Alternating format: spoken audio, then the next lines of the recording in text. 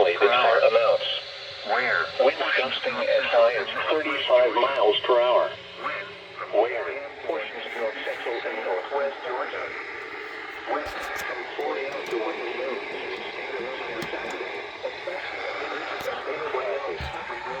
Temperatures will be slow to rise above freezing. Visibility may drop sharply. Temperatures will be slow to rise above freezing.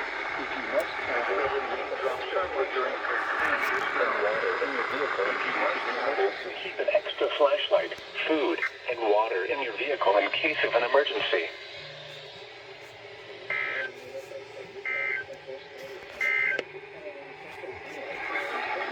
Wind advisory in effect from midnight tonight to 6 p.m. Central Standard Time Saturday. Across Central. Okay.